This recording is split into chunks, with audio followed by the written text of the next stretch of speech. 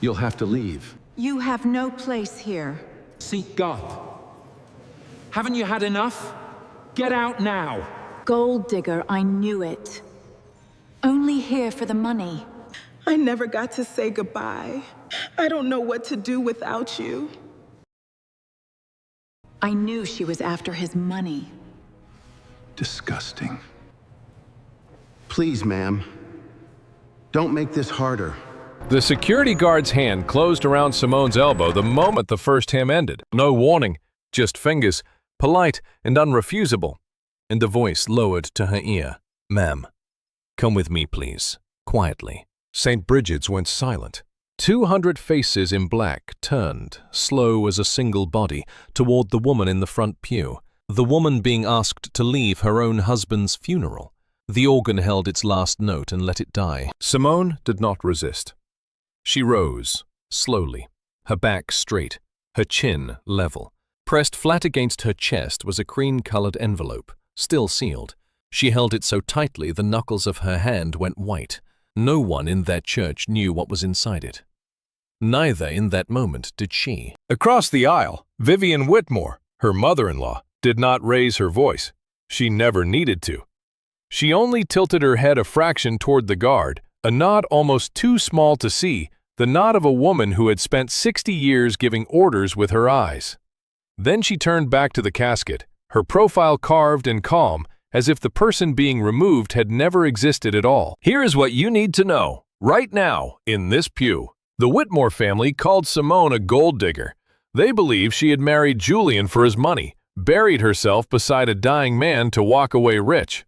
And if I am honest with you, watching her leave in silence, saying nothing in her own defense, you are probably starting to believe it too. Hold on to that feeling, notice it, because before this is over, you will learn which person in that church ever gave anything away, and which ones only ever took. Simone walked the long aisle between the pews. Behind her the whispering rose like a tide coming in. Gold digger, new money, not our kind. A man she had never met shook his head in slow, theatrical pity. A woman in pearls drew her coat closer across her lap, as though poverty were a thing she might catch in a draft. Somebody near the back actually laughed. A short, embarrassed sound, quickly swallowed. Only one person in the church looked at her without contempt. Agnes, the old housekeeper of the Whitmore estate, stood pressed against the back wall, her hands folded over a worn prayer book. As Simone passed, Agnes dipped her head. A real bow, the kind you give a lady. "Mrs. Whitmore," she whispered. "Not the girl." Not the name the family used behind her back. Mrs. Whitmore. It was the first time all morning that anyone had called her by the name that belonged to her, and it nearly broke her when nothing else had. Simone paused. One breath. She wanted to speak. She could have. Inside that sealed envelope against her chest was something that could have silenced the entire church in 30 seconds, turned every one of those pitying faces to ash. But she did not open it. She had made a promise. And a promise to the man lying in that casket was the one thing she would not break. Not even to walk out of his funeral with 200 pairs of eyes spitting at her back. She pushed open the heavy doors and stepped out onto the stone steps. The November sun was white and cold on her face. And standing there, alone above the empty street, she noticed her own hands were shaking. Not from fear, from the sheer effort of staying silent, of holding a truth in her mouth and swallowing it again. She let herself breathe. One long breath. The first honest breath she had taken in 3 days. Somewhere behind those doors, an organ began the recessional for a man she had loved more than any of them would ever believe. She was not allowed to hear the end of it. Her phone buzzed in her coat pocket. An unknown number. She answered. "Mrs. Whitmore?" A man's voice, even, professional, careful. "My name is Ashcroft. I was Julian's estate attorney. I am sorry to reach you at a time like this." A pause, and then something shifted in his tone, something that made her grip the phone a little tighter. "But the reading of the will is Monday morning. And ma'am, your presence is not optional. It is required." The reading was held in Ashcroft's office, A room paneled in oak from floor to ceiling, smelling of old paper and furniture wax, and money that no longer had to prove itself. Monday morning, 3 days after the funeral. The Whitmore family filled one long side of the table. Vivian, the mother, sat dead center, like a throne. To her right sat Preston, Julian's younger brother, 38 years old, tailored suit, the smile of a man who already knows how the hand will play. Simone sat alone at the far end. No one had pulled out her chair, and she had not asked them to. Ashcroft put on his glasses and opened the file. He read in the flat voice of a man who has read 100 wills and learned to keep himself out of every word. The small things first. A sum to a charity, a collection of watches to a nephew, a painting, a car, a name here and there. Vivian nodded after each item, satisfied, as though approving a menu she had chosen herself. Then Ashcroft turned to the last page and paused, just long enough that Simone felt the room lean in. The entire remainder of the estate, he read, including all interest in the Whitmore Corporation, the Whitmore Estate House, and every asset not otherwise named above, I leave, whole and undivided, to my wife. He looked up over his glasses. Simone Whitmore. The oak-paneled room went still. A thick, airless kind of silence. The kind you can almost put your hand on. Then it broke. That is not possible. Preston laughed.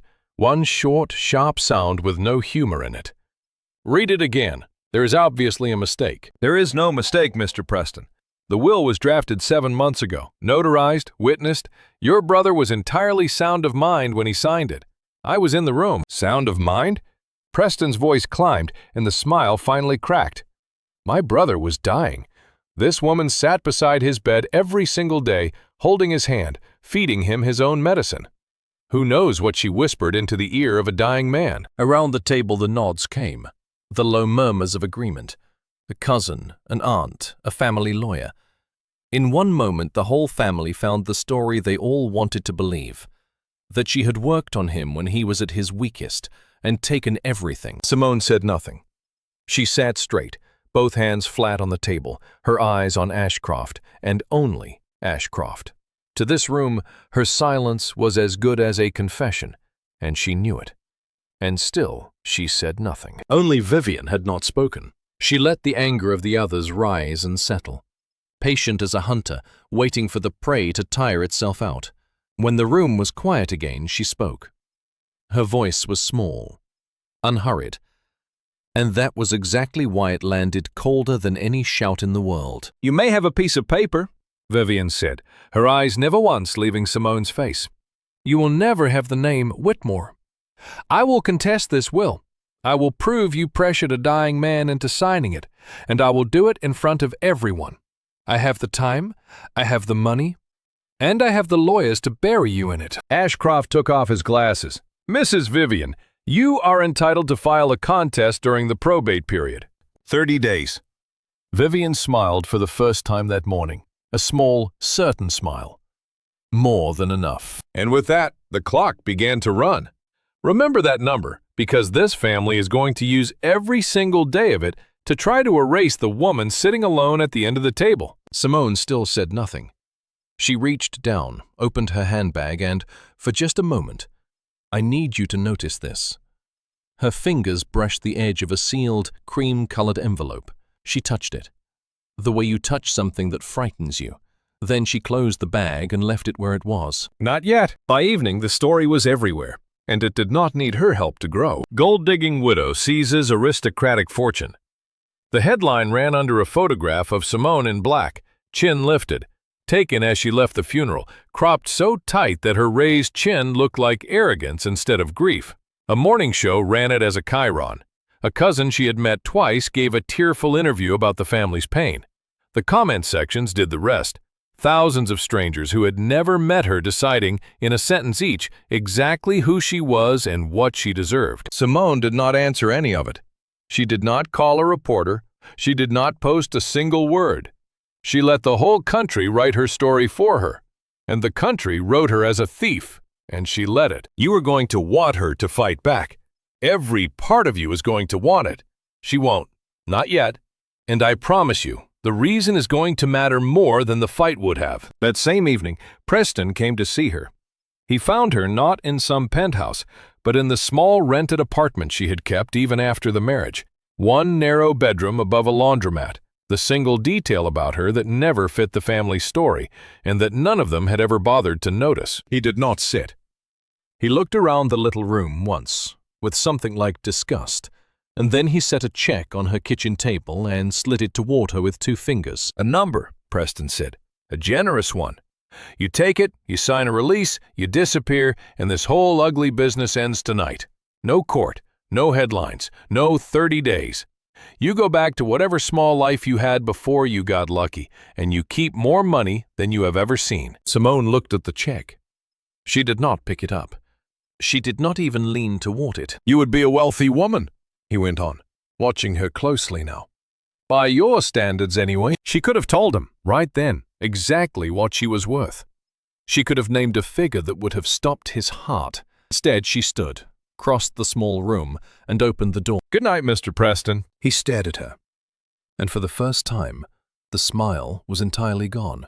He had come expecting a negotiation, a little weeping, a little haggling, a signature. He had not expected to be dismissed by the woman he had come to buy.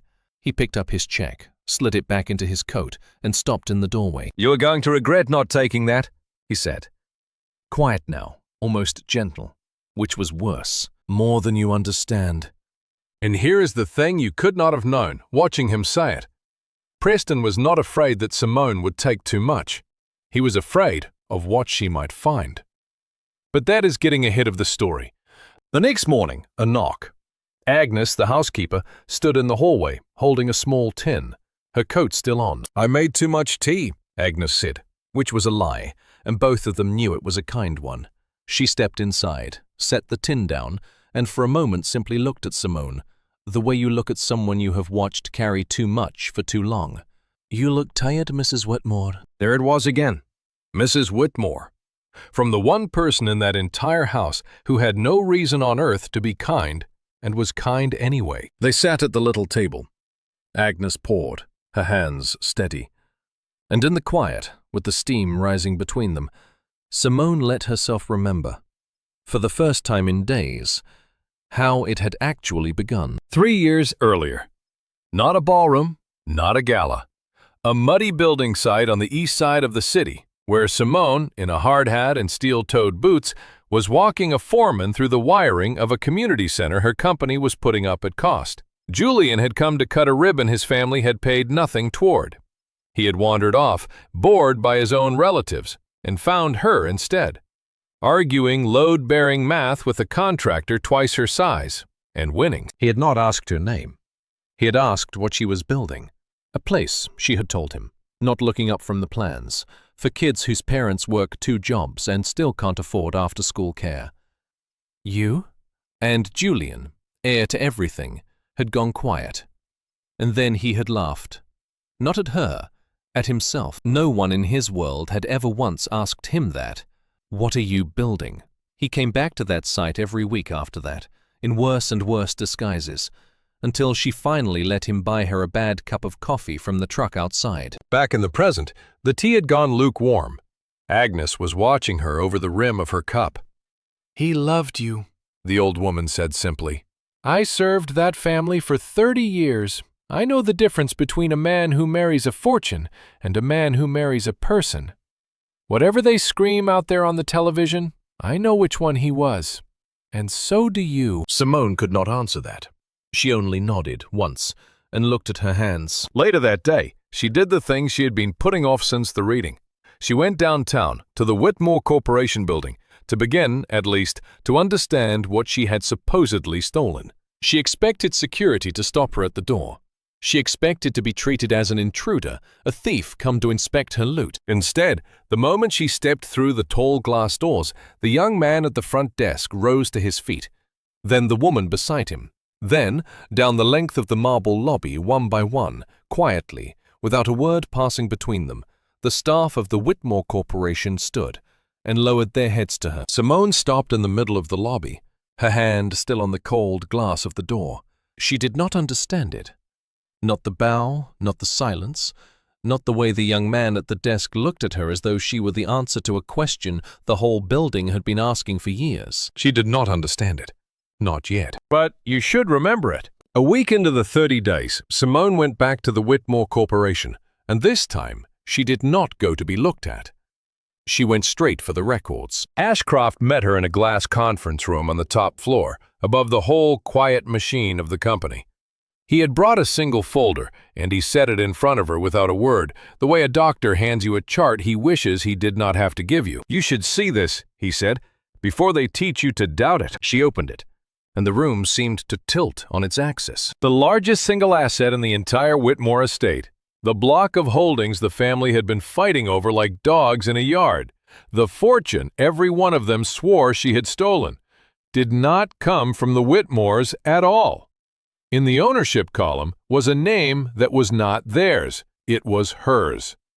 Adeyemi Holdings, the company she had built with her own two hands, from a one-room office above a hardware store, from nothing, across 15 years, long before she had ever heard the name Julian Whitmore. She had not married into money. She had married with it. And quietly, without one single person in that family ever knowing, she had been the woman holding the whole thing up. She sat back in the leather chair and let it move through her. The size of it. She had started with a second-hand laptop and a landlord who did not believe she would last the year. She had built something real. And these people who had her physically removed from a church, had been standing on it the entire time, calling her small. That was the bow, of course. That was why the young man at the front desk had risen to his feet.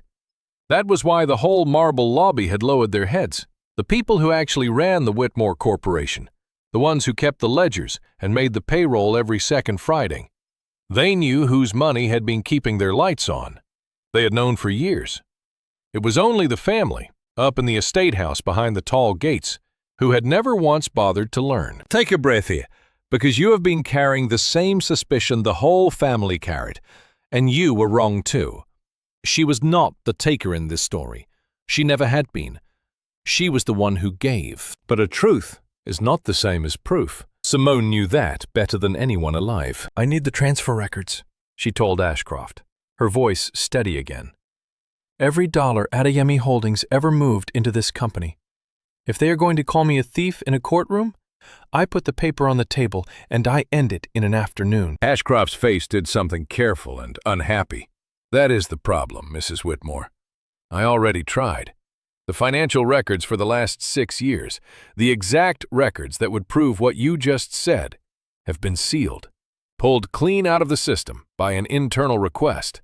He paused and chose the next word like a man stepping onto ice, filed by Preston. 2 days after the funeral. The family did not need a courtroom to punish her.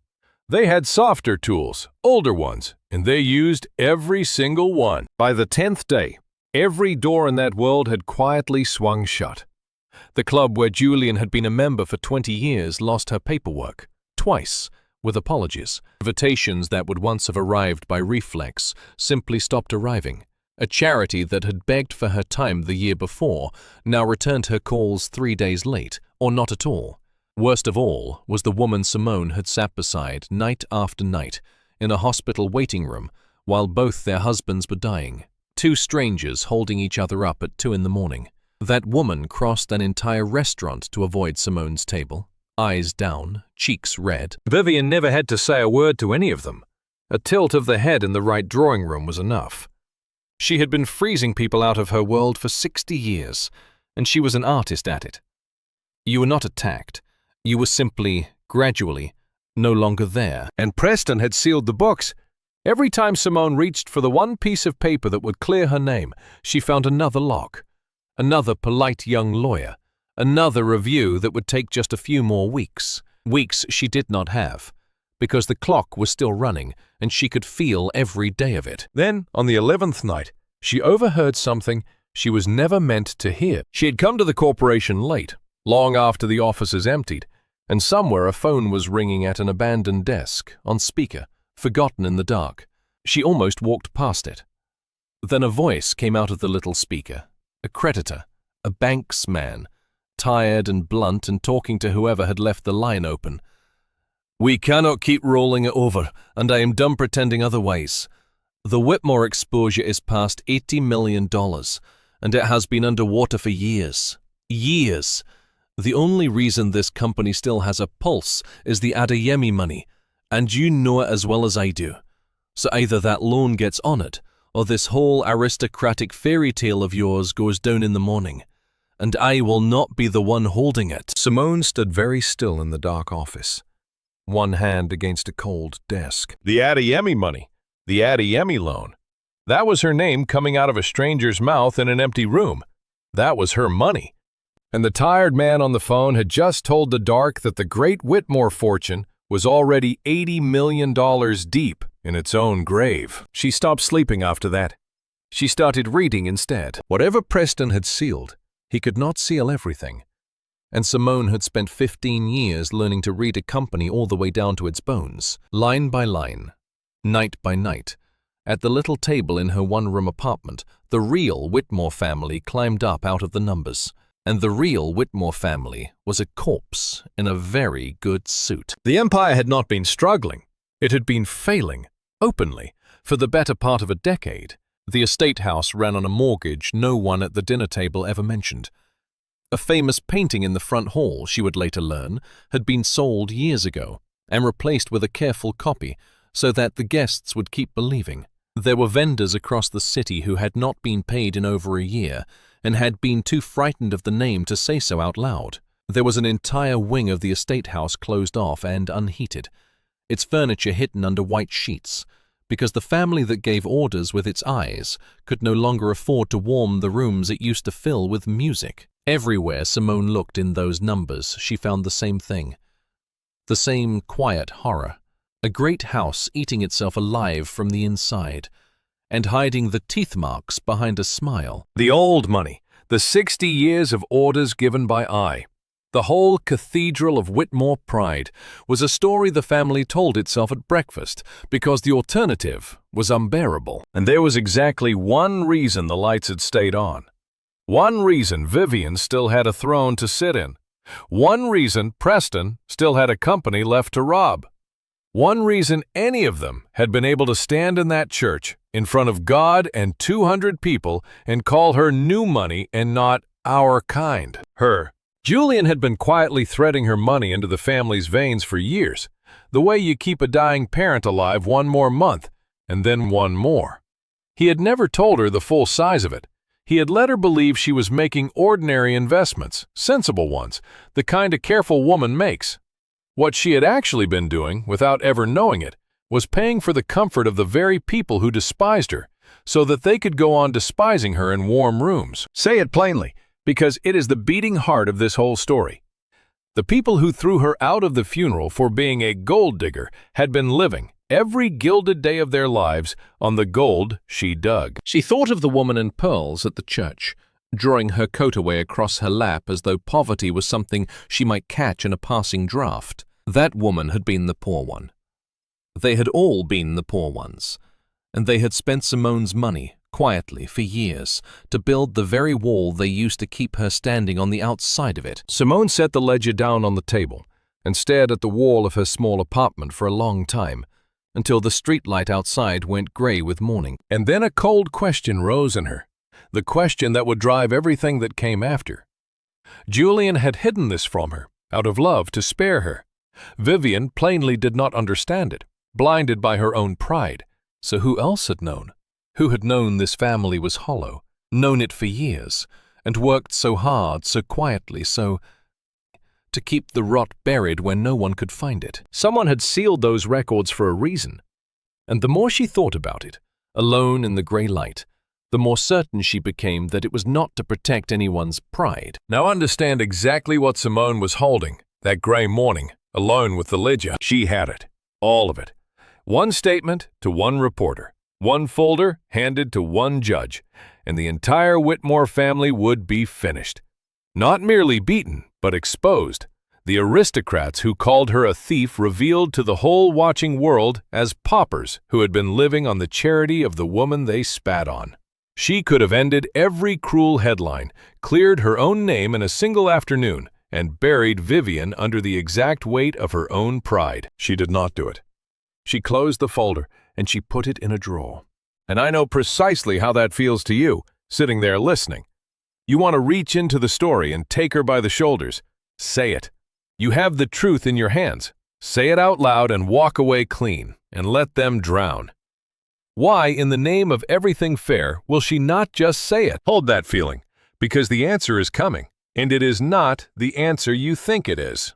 She closed her eyes at that little table, and she let herself go back to the last real conversation she ever had with her husband. Months earlier, the hospital room, late, the machines counting quietly down.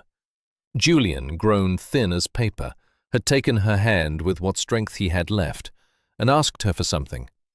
Not for himself, never in the end for himself. My father built that name believing it meant something, he had whispered, his eyes wet and steady on hers. It doesn't. It never did. But if the world finds out what we really are while my mother is still alive, it will kill her faster than anything in me is killing me. Promise me you will let them keep the story. Just the story. Let them have that much. She had promised. Of course she had promised. In that room, at that hour, she would have promised him the moon and found a way to deliver it. So she kept the truth in her mouth, and she swallowed it. Again, the way she had swallowed it on the cold steps of the church. A promise to a dying man is a debt too, even when there is no ledger in the world that can show it. Even when keeping it costs you everything. But across the city, Preston was making no promises to anyone. That same night, his lawyers moved to fast-track the challenge to the will to run out her 30 days, and quietly, in accounts that no one was watching closely enough, he began moving what was left of the company out and out and out of reach. Simone made one attempt. Only one. She went to the estate house, to Vivian, and she went not with a weapon, but with an open hand. She thought, foolishly, gently, that the truth might reach even this woman, that a mother who learned her family had been quietly saved, all these years, by the very daughter-in-law she despised, might feel one small crack of something human open in her. She was wrong, and her being wrong is the coldest moment in this entire story, so listen closely. She sat across from Vivian in the great cold drawing room, beneath the copy of a painting she now knew was a copy, and she told the old woman everything, carefully, without triumph, that the family was not what it believed itself to be, that the money was long gone, that it had been gone for years, that someone had quietly been keeping them all alive. She watched the matriarch's face the whole time, waiting for the softening. It never came. Vivian listened to every single word, unmoving, and when Simone finally finished, the old woman's chin only lifted a fraction higher, exactly the way it had lifted in the church over her husband's casket. If what you say is true, Vivian said, and her voice was perfectly, terribly level, then I would rather this family fall into the sea than owe 1 hour of its survival to you. Do you understand what I am telling you? I would rather have nothing, nothing at all, bare walls and an empty name, than stand in a room and admit that a woman like you kept my lights burning. She smiled then, thin as a blade drawn slow. So do your worst, dear. Print it. Shout it from the rooftops. You cannot take from me the one thing I have left, because I will burn it myself before I let you hand it back to me, and I will never, ever give you the satisfaction of my thanks. Simone left that house understanding 2 things she had not understood walking in. The first was that Vivian would set the whole world alight before she would bend 1 inch. There was no truth large enough to move her, because her pride was not a belief. It was the last brick holding her up. The second thing was quieter and far more dangerous. Vivian genuinely did not know where the money had gone. Her pride was real, and it was blind, which meant the person who had sealed those records, the person who had worked so hard and so long to hide the rot, was not the woman guarding the family name at all. It was someone standing just behind her, someone with everything to lose if the grave were ever opened. She found it near dawn, in a file Julian had buried under 3 other files, in a folder Preston had somehow missed. For years, Preston Whitmore had been robbing the corpse of his own family, skimming, diverting, moving money into accounts with clean names that led to other clean names that led, in the end, patiently, back to him. Not thousands, millions. The company had not only been dying of old age and old debt, Preston had been quietly feeding on it the entire time, a son at his own family's throat. And he had been careful. He had been extraordinarily careful. Because for every dollar he took, he had built a second trail, a false one, that pointed the blame somewhere softer. He had forged the records to make his theft look like something sad and forgivable, the failing judgment of a decent man in over his head. He had made the crime look like simple, honest ruin. He had made it look like Julian. There on the page, trembling slightly in her hand, was her husband's signature, on a document her husband had never seen, authorizing a loss that had actually gone into Preston's pocket. He had forged the hand of his own dead brother to bury his own theft in the grave, letting the good one take the blame precisely because the good one could no longer speak. Simone had to lay the page flat on the table. Her hands would not hold it steady. She thought of Julian in that hospital bed, spending the very last of his strength to ask her to protect his family's name, and she wondered, with a grief that turned quickly into something harder, whether he had known, whether some part of him, at the end, had understood that his own brother was already carving that name onto a headstone and signing Julian's own hand to the crime, whether that was the real reason he had held her hand so tightly and asked her to stay and to watch. And all of it came clear to her at once, the whole ugly machine. That was why the young man at the desk had bowed and said nothing. That was why the records were sealed 2 days after the funeral. That was why Preston had come to her cheap little apartment above the laundromat with a check and a smile and told her, so gently, that she would regret not disappearing. He had never once been afraid that she would take too much.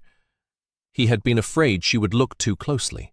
Of every person left alive, she was the only one with the money, the reason, and the skill to open that grave and find him crouched inside it. Simone finally understood the true shape of the thing she was standing in the middle of. And Preston, who had eyes in every corner of that company, understood at almost the same moment that she had found him. He did not run. He did the other thing, the colder thing. That night her phone rang, and his voice on the line was calm as still water. "You have been busy," Preston said. "So let me be very clear about what happens next, because I want you to choose with open eyes.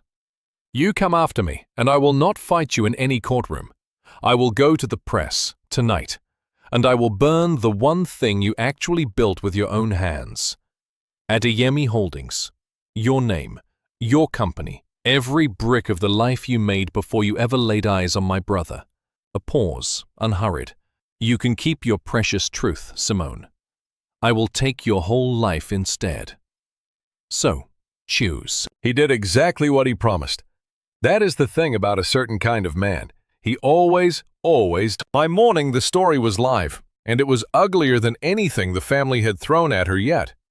It did not bother calling her a gold digger anymore. That was almost tender by comparison. Now the leaks said that Adeyemi Holdings itself was built on fraud, that the self-made woman was a fake all the way down, that the money she had poured so generously into the Whitmore empire had been dirty from the start, and here, so conveniently, were the documents to prove it. Documents Preston had forged in the dark for exactly this morning. It was a lie. Every single word of it was a lie. But a lie does not have to be true. It only has to be first and loud. And it landed exactly where she lived. Not on the Whitmore name, which she had never wanted and would have handed back gladly. It landed on the one thing in the world that was truly, entirely hers. Her investors began to call, their voices tight and apologetic. Then they stopped calling, which was far worse.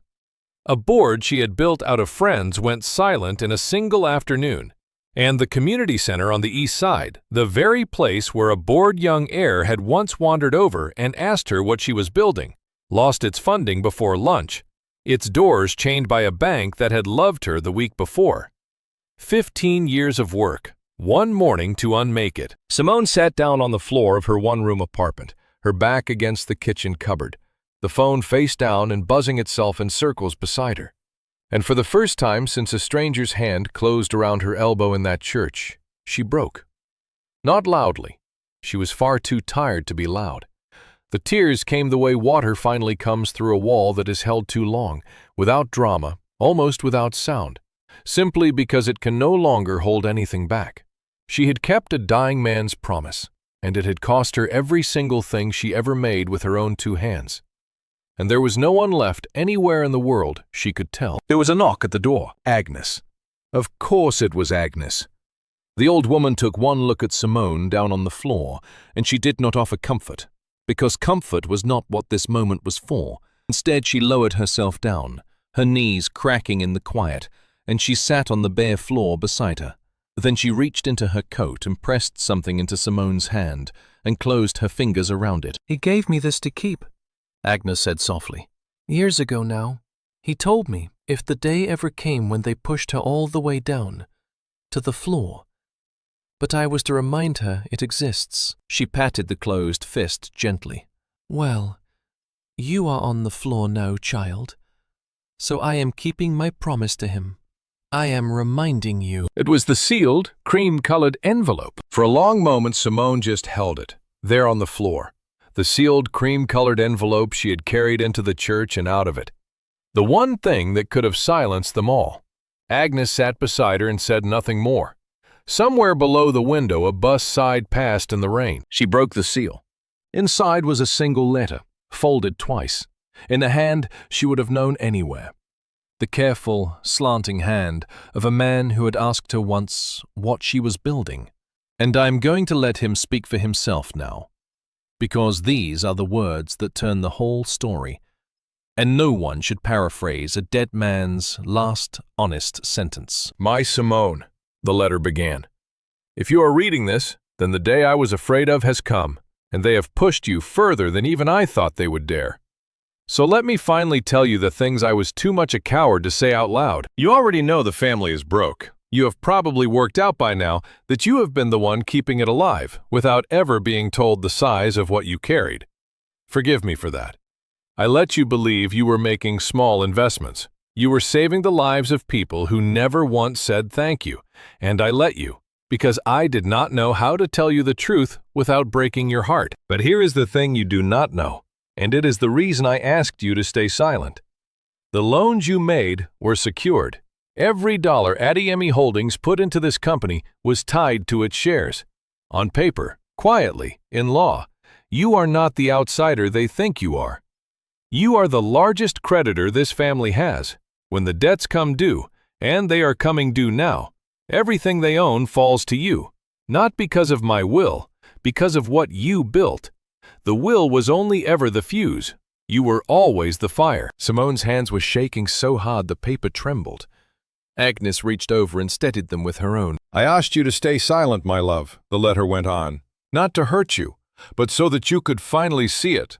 All my life, I was surrounded by people who loved what I had. You were the first person who ever asked what I was building instead of what I was worth. So I wanted you to watch them, once, with clear eyes, to see who would kneel for the money and who would stand for you. Because the people who give without needing to be seen are the only truly rich people I have ever known. And you, Simone, were the richest person in every single room they ever looked down on. And I know what they made you carry long before I ever met you. I know that every room you walked into, someone was already counting your worth in dollars and deciding you had not earned your place in it. I watched you brace for it every single time, my brave and tired love. So understand why I did it this way. I did not want to hand you money, because money is a thing they can always say you took. I wanted to hand you proof you could hold in your own 2 hands that you were never the thief in any room, that the taking was always theirs, and the giving was always only yours. Forgive me for the price of that lesson. I know it has been cruel. When you are ready, there is a box. Agnes knows where. Inside it is everything Preston did and everything he pinned on me to hide it. Open the grave, let the truth out. And then, my love, do the thing none of them would ever do for you. Choose mercy or don't. It is yours now, all of it. It always was. Yours, in every room, always. Julian. Simone lowered the letter to her lap. She was not crying anymore. Something else had come into her face, something quiet and very steady.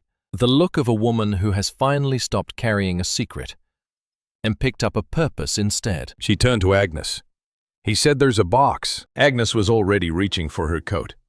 I've been waiting 3 weeks for you to ask. The box was exactly where Julian had left it, in a storage unit under a name that was not his. 3 keys and a padlock away from the world. It was a plain gray file box, furred with dust, and it was heavier than it looked.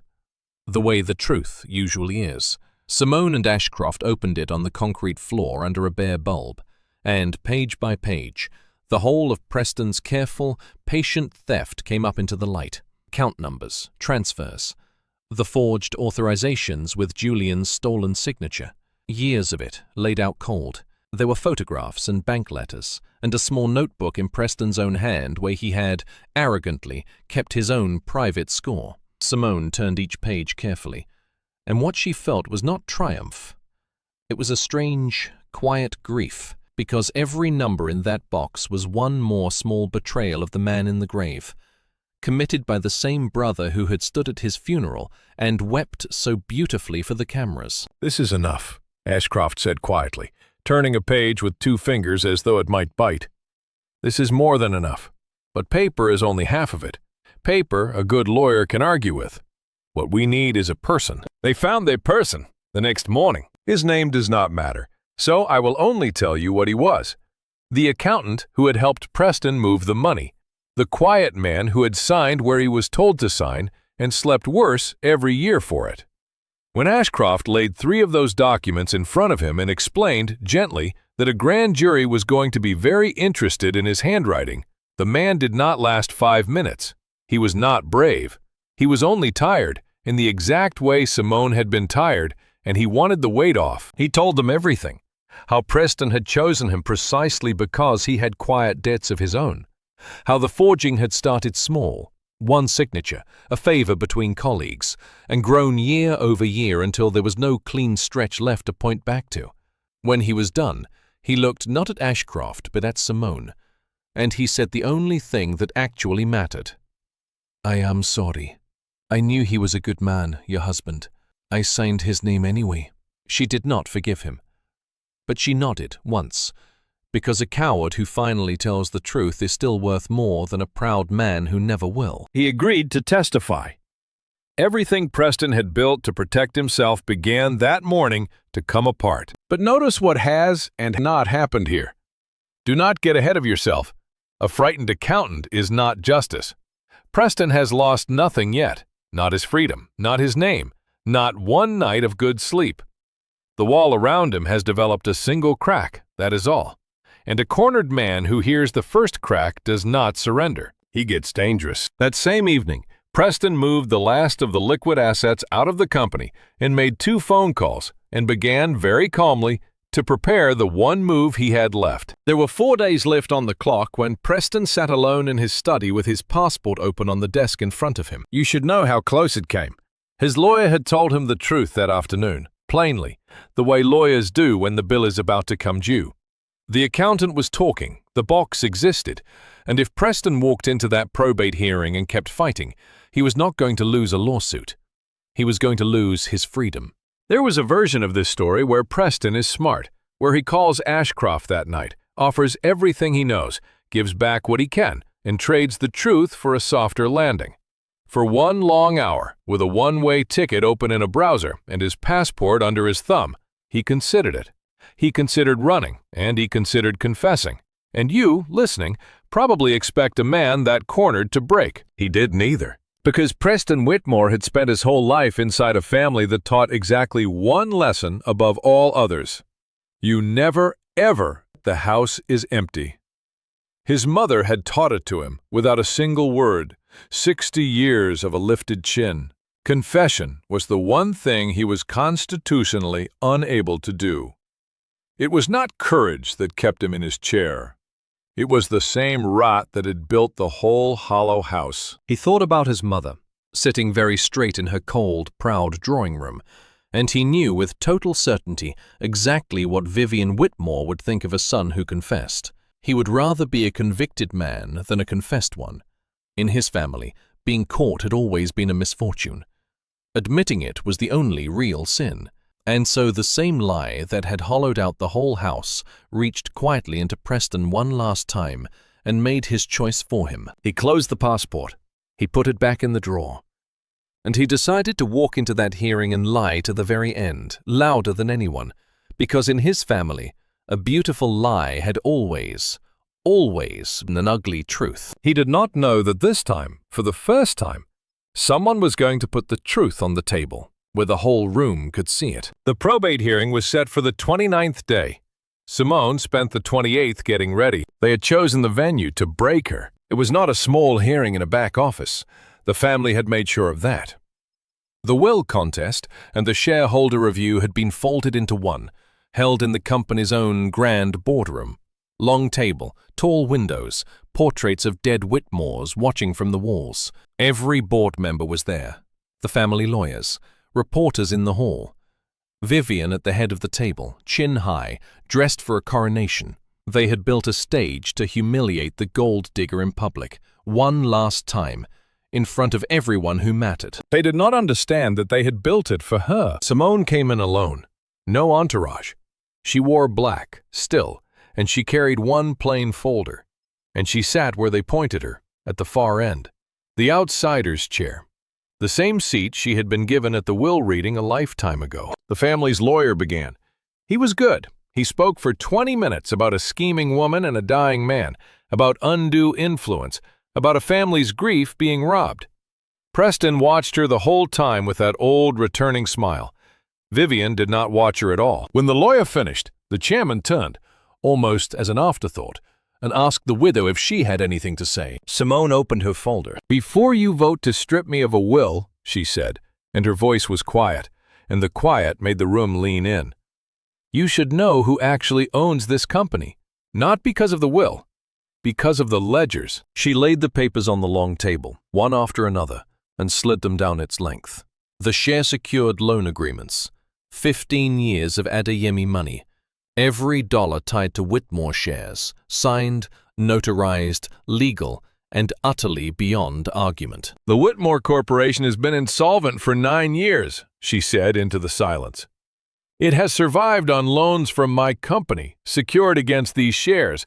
Those loans are now due, and under the terms every one of you can read in front of you, control of this company does not pass to me by my husband's will." She looked up, and for the first time she let them see it. "It has already passed to me. It passed years ago. You have all been working for me for a very long time. You simply were not told." The room did not erupt. It did something stranger and better. It understood. You could watch it move down the table, face by face, the slow dawning horror of people realizing that the woman they had all agreed to despise had been carrying them the whole time. The gold digger had been the only reason any of them still had a chair to sit in. A board member near the middle of the table put his hand over his mouth. Another began very quietly to laugh. The helpless laugh of a man watching a 60-year-old story turn itself inside out in real time. And at the head of the table, Vivian Whitmore sat perfectly still, chin high, staring at the papers as though she could set them alight by will alone, refusing, even now, even here, to let her face show the single thing the whole room had already seen, that she had been wrong about this woman from the very first day, that her family had been kept alive all these years by the one person she had ordered dragged out of a church. And then Simone laid down the second folder, and this one was Preston's. The forged signatures, the stolen millions, her husband's name signed by a brother's hand, the accountant's sworn statement on top. Preston came out of his chair. For the first time in the entire story, the calm was gone, and the smile was gone, and what was underneath was just a frightened man shouting about lies, till the company's own security, the same kind of hands that had once closed around Simone's elbow in a church, closed around his, and led him, quietly, out of the room. It was over in 90 seconds. 15 years, avenged in 90 seconds, in the exact room they had built to bury her. And when it was done, when the shouting had left, and the papers lay on the table, and every powerful person in that room turned to look at the woman at the far end. There was only one question left in the air. She owned all of it now. Every share, every wall, every proud, hollow inch of the House of Whitmore. What was she going to do with it? Here is where you expect the fire. You have waited 18 chapters for it. You want her to stand at the head of that table where Vivian sat and burn the House of Whitmore to the ground with the old woman inside it. You have earned that wish. So had she. No court on earth would have blamed her. She did not do it. Instead, the next morning, Simone did 3 things, and I want you to watch each one. Because this is the real reversal, the one the money was never about. First, she saved the company. Not for the family, for the thousands of people whose paychecks depended on it. The ones in the lobby who had bowed to her because they knew. She poured in what it needed, restructured the debt she was owed, and kept the doors open. The employees never lost a day. Second, she gave Preston exactly what he had earned, and not 1 ounce more than the law required. She handed the box to the prosecutors, and she let the truth do its slow, correct work. She did not gloat. She did not give an interview. She let a guilty man be found guilty, which is a colder and more complete thing than revenge. And third, she went to see Vivian, one last time. She found the old woman in the great drawing room, beneath the copy of the painting, sitting very straight in a house that no longer belonged to her. And Simone, who now owned every stick of furniture in it, who could have had her removed by nightfall the way she herself had been removed from a church, did something no one in that family had ever done for anyone. She let her keep it. "The house is yours until you die," Simone said quietly. "The staff stay, the bills are paid. No one will ever know from me that you could not have paid them yourself." She set the ring of estate keys down on the table between them and did not take them back. "I don't need you to say thank you. I stopped needing anything from this family the day I read my husband's letter." Vivian looked at her for a long moment. And here, at the very end, was the last cold truth of her. Even now, even saved, even shown a mercy she would never have shown, the old woman's chin lifted that familiar fraction, and she turned her face to the window, and she said nothing at all. She would rather sit alone in a borrowed house than say 2 words to the woman who gave it to her. And that, in the end, was the whole difference between the two of them, laid bare in one quiet room. One woman would rather have nothing at all than admit she had ever been given something. The other had spent her entire life giving, and had just discovered she could keep on giving, even here, even to someone who would never once say her name with kindness. That was not weakness. Simone understood that clearly now, perhaps for the first time. It was the only real wealth there had ever been in this whole story. Simone did not wait for the thanks. She had told the truth. She had chosen mercy, and she understood at last that these were things you did for yourself, not for the people who could not receive them. She turned and she walked out of the House of Whitmore, and she did not look back. And her chin, you should know, was perfectly level the whole way. The world sorted itself out, the way it does, slower than the movies, and more completely. Preston's trial filled the same newspapers that had once filled themselves with Simone. The forged signatures, the stolen years, the brother's name on a dead brother's crimes. The aristocratic family that had looked down on new money was revealed at last to have been living on borrowed dollars and a painted-over wall. The name Whitmore, the one Julian's father had built believing it meant something, came to mean exactly what it had always secretly been. And Preston did not get to keep his calm this time. It left him in a courtroom, in front of the same cameras he had fed so carefully for weeks, on the day the accountant's testimony and his own private notebook were read aloud into the record. He had built a fortress of forged paper to hide behind, and in the end that fortress became the exact wall they stood him against. The man who had framed his own dead brother was convicted on the evidence of his own hand. There is a particular justice in that, the kind this story was always going to insist on. The lie he built to bury someone else was the thing that finally buried him. And Vivian lived on in her borrowed house, cared for, comfortable, and entirely alone, guarding the pride that was the only thing she had ever truly owned. Some people, when the truth finally comes for them, choose the truth. And some would rather sit in a cold, proud room and call it a throne. She had made her choice a long time ago. There would be no scene at the end for Vivian, no breakdown, no reckoning where the pride finally cracked and something human climbed out of the wreckage. That is the honest truth about a certain kind of person. And this story is not going to lie to you about it just to send you off feeling warm. Some walls do not come down. They only, in time, empty out. Simone's own name came back, because the truth, once it is out, has a way of pulling the lie behind it. The investors called again, sheepish now. The board returned, and on the east side of the city, the community center reopened its doors, the one a bored young heir had wandered into to ask a woman in a hard hat what she was building. She funded it herself this time, in full, and she did not put her name on the wall. And Agnes, the old housekeeper who had served the Whitmore family for 30 years and called Simone by her right name when no one else would, packed a single suitcase and left the great house and went to work for the only Whitmore she had ever actually respected. "Someone has to make sure you eat," Agnes said, which was, again, a kind lie.